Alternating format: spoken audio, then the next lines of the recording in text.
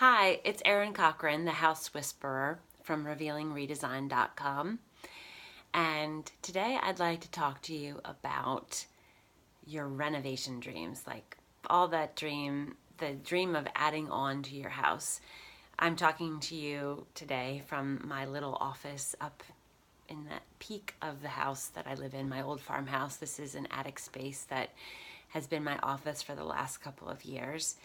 And I don't have a big house, and I too have dreamed of adding on many times. But what I've learned over the years is that sometimes there's a few steps we have to take first before we put more space onto our existing house. And let me tell you a little bit about this.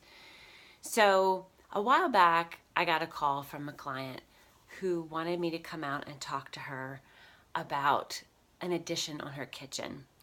She said her kitchen was just cramped, didn't function well, never had. It was a newer house, but and it had a lot of space, but there was just no way around it. There needed to be an addition because they really wanted an eating area, and the current footprint of the kitchen wasn't going to allow for it.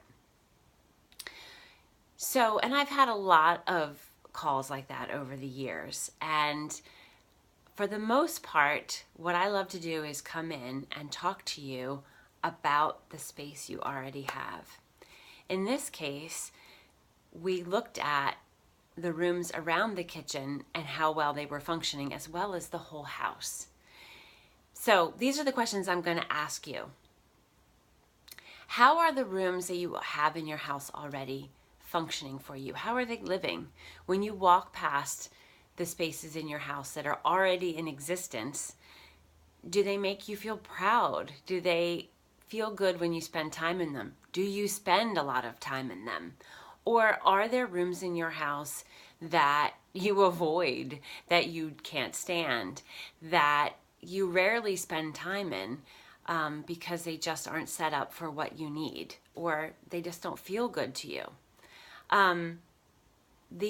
So in the case of the person I was telling you about, we looked around her house and saw that there was a lot of space that was only being used a couple of days a year, sometimes not, some rooms weren't fully furnished yet. And there was a space adjacent to the kitchen that was being used a lot, but it was a frustrating space to use. So we started talking and rethinking how these spaces in her house could be used. And the result is we ended up expanding the footprint of the kitchen without adding a foundation, walls, roof, and all the expense that comes with that. And now the space is beautiful, and she has all the elbow room she needs for that beautiful eat-in kitchen. I'll be sharing pictures of that in the next few weeks of this project because it's just coming to a close.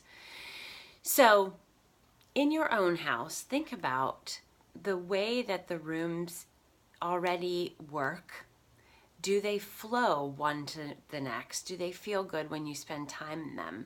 And if the answer is no, then how could you make them better before thinking about adding on? Because adding on to a house that already isn't working well for you won't necessarily give you all that, the bang for the buck that you're hoping it will.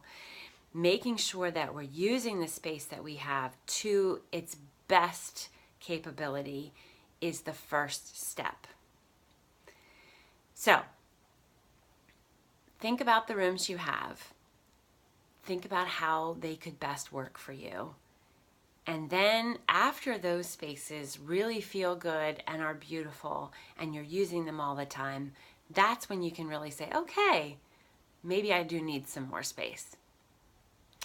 All right, something to think about. I hope you have a wonderful day, and I look forward to seeing you next week. Take care.